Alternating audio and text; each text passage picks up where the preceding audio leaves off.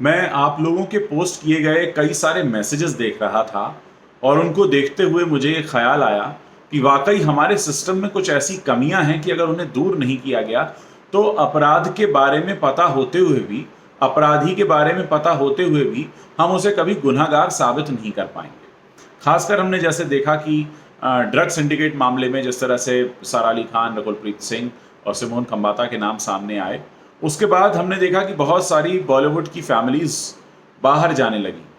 लोगों ने यहाँ तक कहा कि वो खुद को डिटॉक्सिफाई करने जा रहे हैं जिससे कि अगर उनकी कभी जांच हो तो वो गुनाहगार साबित हो ही ना सके।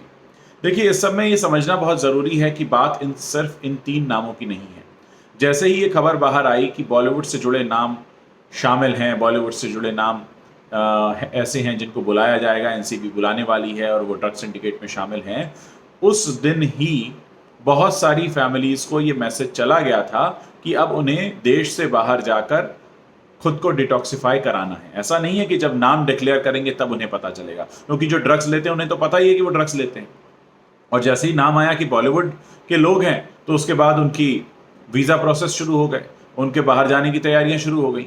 अब इसमें दिक्कत ये है कि जिस तरह से एनसीबी छापा मारकर ड्रग पेडलर्स को पकड़ती है, तो क्या किसी को पहले से नाम बताए जाते हैं कि हम उनको पकड़ने जा रहे हैं या हम फला जगह जा रहे हैं? अचानक से धरपकड़ होती है, अचानक से छापा पड़ता है। उसी तरीके से बॉलीवुड के साथ भी किया जाना चाहिए था। बॉलीवुड के लोगों के साथ जो एक प्लस पॉइंट है उनका कि वो आर्थिक रूप से संपन्न है और सभी तरह की सुविधाएं उनके पास हैं। जैसे ही उनको पता चला कि हमारी धरपकड़ हो सकती है, तुरंत वो विदेश चले गए, वहाँ जाकर पूरी बॉडी को डिटॉक्सिफाई कराया और उसके बाद आ गए, आओ करो हमारा चेकअप। तो ये जो मौका हम दे देते हैं, ये मौका वो है जिसमें गुनहगार अपना गुनाह छिपा लेता है।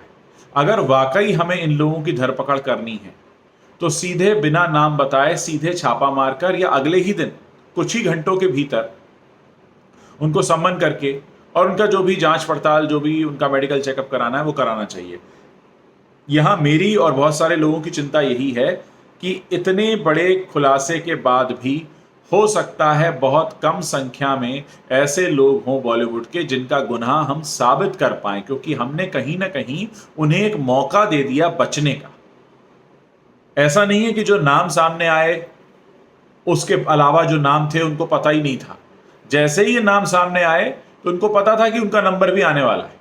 अब आप हिसाब लगा लीजिए कि कोरोना के इस टाइम में कौन कौन सी बॉलीवुड फैमिलीज देश के बाहर गई हैं। इस समय टूरिज्म तो पर्पस हो नहीं सकता। क्या रीजन है बाहर जाने का, आप खुद अंदाजा लगा सकते हैं। अब यहां पर मामला यह है कि जैसे ही कोई अपराधी वांटेड होता है तो उसके लिए लुकआउट नोटिस भी जारी होता है, लेकिन यहां तो नाम बाहर आए नहीं थे। ऐसे में यह समझना बहुत मुश्किल है कि ऐसे लोगों को बाहर जाने से रोका गया होगा। अब यहां दो बातें हैं। कुछ लोग बात कर रहे हैं कि क्या उन्हें जानबूझकर मौका दिया गया, या ये हमारे सिस्टम का लूप होल है कि हमारे पास उस तरह की प्लानिंग नहीं है कि जैसे ही हमारी जानकारी में कुछ आए तो हम उसको तुरंत धरपकड़ करके उस पर तुरंत कार्रवाई शुरू कर दें। ये जो ढील दी जा रही है, मौका मिल रहा है, ये जो इंटरवल है बीच का, पता लगने और पकड़े जाने के बीच की जो दूरी है, ये तो गुनहगार को अपना गुनाह छिपाने का मौका दे देती है। ऐसे में फिर इतनी मेहनत का क्या फायदा? भले आपके पास लिस्ट हो, भले आपके पास सबूत हो कि ऐसा हुआ था, लेकिन अगर कोई अपनी बॉडी को डिटॉक्सिफाई करके आ जाता है विदेश से, तो आप कहां तक ये साबित कर पाएंगे? बहुत से सितारों के बारे में कहा जाता है कि वो चेन स्मोकर हैं, लेकिन वो खुद को डिटॉक्सिफाई कराते हैं। लोगों को पता है वो कहाँ जाते हैं, कौन से डॉक्टर से कराते हैं, कहाँ क्या होता है, सब जगह तमाम बातें। लेकिन अब आप उसको साबित कैसे करेंगे? और गलती अपनी है। गलती अपनी है कि हमने पहले ही नाम उजागर कर दिए। अगर हमें किसी को पकड़ना था तो सीधे जाकर पकड़ना था। ये जो ड्रग पेडलर्स पकड़े गए हैं, क्या इनका नाम किसी को पता था कि हम इस बिल्डिंग में जाकर छापा मारने वाले हैं? सीधे गए, पकड़ा तो सच सामने आया। अब कहीं ऐसा ना हो कि ड्रग पेडलर्स ही पकड़ कर रह जाए, क्योंकि इन ड्रग पेडलर्स का पकड़ा जाना तो ठीक है, लेकिन जहां से पैसा आता है, क्योंकि ये जो बड़े सो कॉल्ड रिच स्टार्स हैं जिनको हमने अपनी मेहनत की कमाई देकर रिच बनाया है, पैसा तो इन्हीं का लगता है। ये ड्रग पेडलर्स तो दर करते हैं। असली खरीदार तो ये हैं, एंड यूजर तो ये हैं, कंज्यूमर तो ये हैं। अगर ये छूट जाएंगे तो ये ड्रग सिंडिकेट फिर से चलता रहेगा। ठीक है, ये ड्रग पेडलर नहीं होंगे जो 15-20 पकड़े गए, कोई और होंगे। तो फिर इसका अंत कैसे करना है? अगर अंत करना है तो जो एंड यूजर है उसको पकड़कर पूछताछ करनी होगी। जाहिर है ड्रग्स का एंड यूजर कोई गरीब इंसान नहीं हो सकता, क्योंकि ये आते ही इतने महंगे हैं कि कोई गरीब इंसान इसको अफोर्ड ही नहीं कर सकता। ये इसीलिए हाई प्रोफाइल पार्टीज में चलते हैं। और ये जो आप अपनी जेब से महंगा पैसा खर्च करते हैं, 800-800 रुपए का पॉपकॉर्न लेते हैं, 50 रुपए का पॉपकॉर्न, 20 रुपए का पॉपकॉर्न जो आप 1000 रुपए में लेते हैं, और जो 2-2 हज़ार और 5-5 हज़ार रुपए खर्च करके आप पूरी फैमिली के साथ फिल्में देखने जाते हैं, तो ये वही पैसा जाता है, ये वही पैसा है जो ड्रग्स में इस्तेमाल हो रहा है। तो आप इस बात को समझिए, ब्रांड एंडोर्समेंट के लिए जो करोड़ों रुपया दिया जाता है, वो करोड़ों रुपया लेकर कोई अपने घर का आटा दाल चावल नहीं खरीदता है। आटा दाल चावल की कीमत क्या होती है आपको भी पता है, लेकिन यहां से वो खर्चे मैनेज होते हैं जिन खर्चों के बारे में आपको अंदाजा भी नहीं।